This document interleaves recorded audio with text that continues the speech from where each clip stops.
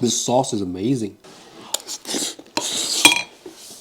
Hi y'all, welcome to the first episode of Making Chicken Breast Great Again series.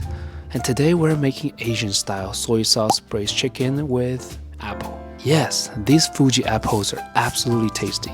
Give it a try if you haven't. Personally, I use apple as post-workout carbs, but apparently it also contains polyphenols and ursolic acid, which are good for gaining muscles and losing fats. So here, I'm just gonna pair apple along with onions to add some sweetness to the dish. No sugar, no problem. In general, onions are like those motivational stories or breakup memories, strong enough to make a grown man cry. But ever since I started cutting them this way, I got to save more tears for the K-dramas. Onions is also like a person. He might have made you cry, but once you take off all them layers, you'll get to see what's truly inside.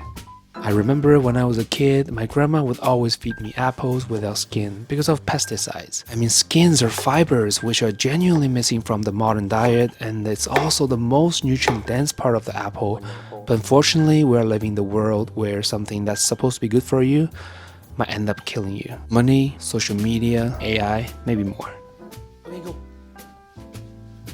Alright, I'm gonna set the fire to low heat first, because I'm just trying to extract some sugar out of the onions. And my onions will be halfway caramelized here, left with some crunchiness, because a fully caramelized onion is gonna take at least 1 hour to complete, and that's my workout length. But I mean, a lot of people don't have the patience for neither of them.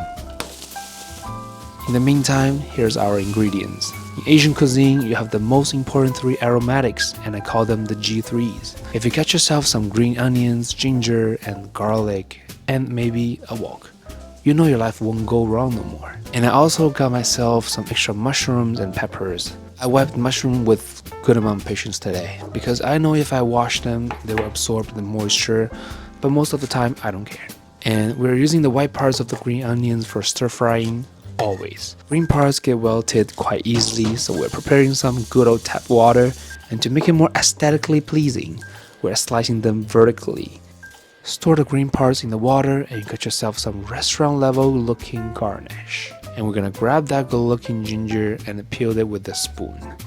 Ginger is very widely used among oriental medicines. As a kid, I got sick quite often, and my grandma would just feed me hot ginger soup. And I didn't really have to take as much Tylenol as now.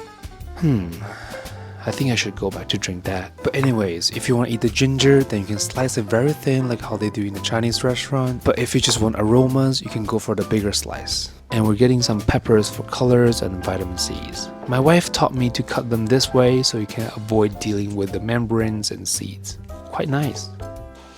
And after letting the onions sweat, we're adding the apples in. And also a tablespoon of balsamic vinegar. This thing is really low in calories, and I used it during my cut. I can guarantee you that tablespoon worth of calorie won't affect your weight loss at all.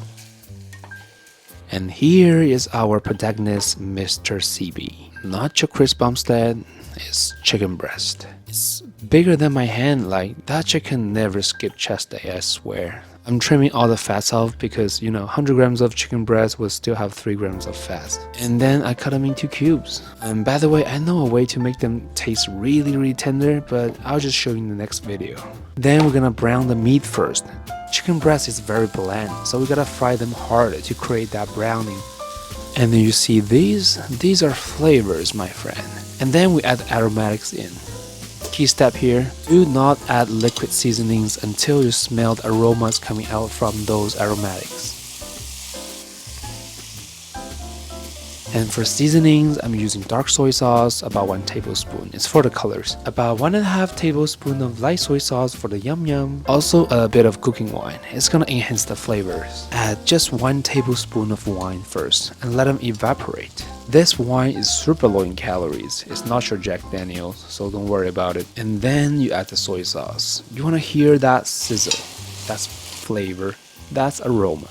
And then the natural sugar. And before we let it simmer, we're gonna deglaze the pan with some water. This step is very crucial for preserving all those amazing flavors. I usually don't miss any corners. A few moments later. And voila! Your anabolic soya chicken is ready. Let's go get some rice.